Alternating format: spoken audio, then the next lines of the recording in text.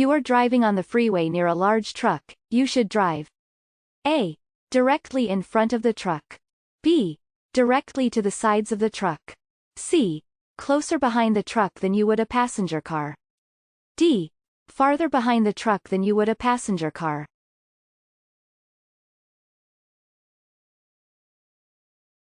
You are driving on the freeway near a large truck. You should drive D. Farther behind the truck than you would a passenger car.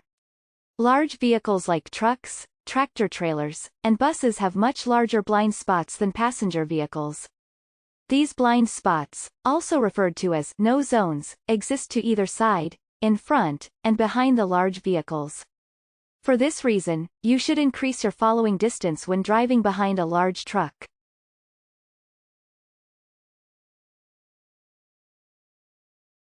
A red and white triangular sign at an intersection means A. Stop at the limit line. B. Continue driving. C. Slow down and be prepared to stop and yield to other traffic, bicycles, and pedestrians if necessary. D. Slow down, but do not stop under any circumstances. A red and white triangular sign at an intersection means C. Slow down and be prepared to stop and yield to other traffic, bicycles, and pedestrians if necessary. A red and white triangular sign is a yield sign. This sign means that you should slow down as you approach the intersection and be prepared to stop and yield the right-of-way to other traffic in the intersection, bicycles, and pedestrians crossing the street. If the intersection is clear, you do not need to come to a complete stop. When driving at night, you should A. Drive faster. B. Increase your following distance. C. Decrease your following distance. D. Always use your high beam headlights. When driving at night, you should B. Increase your following distance. Driving during the night comes with additional hazards and more danger when compared to driving during the daytime. One way you can keep yourself safer when driving at night is by increasing your following distance. Since visibility is reduced, increasing the distance between your car and the vehicle in front of you will give you enough time to react if the other car suddenly stops. If you were thrown from your vehicle during a collision, you are how many times more likely to die? A. 5. B. 10. C. 15. D. 25. If you were thrown from your vehicle during a collision, you are D. 25 times more likely to die. The fact is simple: a seatbelt can save your life in the event of a car accident. When worn properly, a seatbelt will help prevent you from being thrown or ejected from your vehicle during a collision. Drivers and passengers who are thrown from a vehicle during a crash are up to 25 times more likely to die than those who were wearing seatbelts and remained with the car.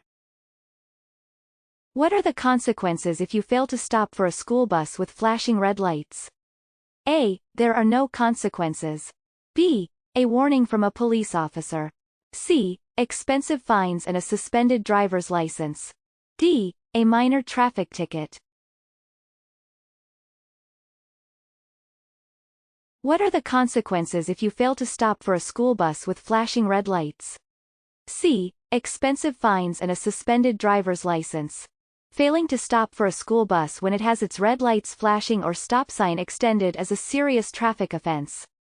At a minimum, you'll face an expensive fine. Additionally, your license can be suspended. When a school bus is pulled over on the side of the road with its lights flashing and the stop arm extended, it means that it is picking up or dropping off school children. Construction zone signs. A. Are always white and black. B. Are always orange and black. C. Are always yellow and black. D. Do not need to be obeyed. Construction zone signs, B. Are always orange and black. Construction signs are always orange and black and warn drivers of temporary changes and hazards in the road due to construction and maintenance projects. Failing to obey work zone signs can result in increased fines and traffic tickets. At intersections, crosswalks, and railroad crossings, you should always A. Look to both sides of your vehicle before proceeding. B. Look to the left side of your vehicle before proceeding. C. Look to the right side of your vehicle before proceeding. D. Only look at the traffic lights and road signs. At intersections, crosswalks, and railroad crossings, you should always A. Look to both sides of your vehicle before proceeding. In any situation where traffic, pedestrians, trains, or other vehicles cross paths moving in different directions, it is extremely important to check for traffic all around you. When you come to an intersection, a crosswalk, or a railroad crossing, you must check for vehicles, pedestrians, bicyclists, and trains approaching from the sides of you before you enter the intersection. Even if you have the right-of-way as granted by right-of-way rules, traffic signs, or traffic lights, it is still important for you to confirm that the way is safe and clear. True or false? You may pass on a two-way road that is marked with a broken yellow line. A. True. B. False. A. True. You may pass on a two-way road that is marked with a broken yellow line. Broken lines, either yellow or white, can typically be crossed over. Solid lines, either yellow or white, can typically not be crossed over. You can only use the opposite lane of traffic to pass other vehicles moving in the same direction when the broken yellow line is on your side of the lane. At what temperature are icy roads most slippery? A. When it is windy. B. 32 or above. C. 32 or below. D. When it is shady. At what temperature are icy roads most slippery? C. 32 or below.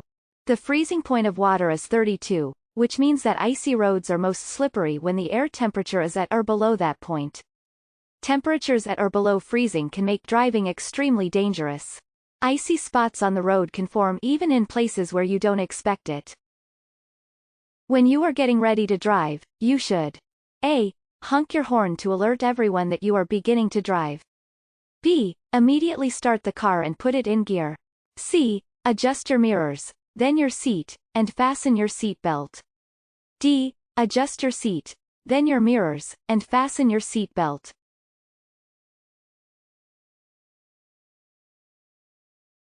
When you are getting ready to drive, you should D. Adjust your seat, then your mirrors, and fasten your seat belt. A safe trip in your vehicle starts with proper preparation. Additionally, you should make sure that your car is in good working order. You have your valid driver's license or learner's permit in your possession. The car's registration documents and car insurance policy is with you. Great job! Here are some of your next steps to getting your learner's permit or driver's license. Read and study the official driver handbook from your state DMV. Take more free practice tests at puedomanejar.com. Gather all your necessary forms and documents before you visit the DMV office. Before you know it, you'll be driving in your very own car all by yourself. puedomanejar.com. Free DMV practice tests and much more to help you pass your real exams. Visit us today.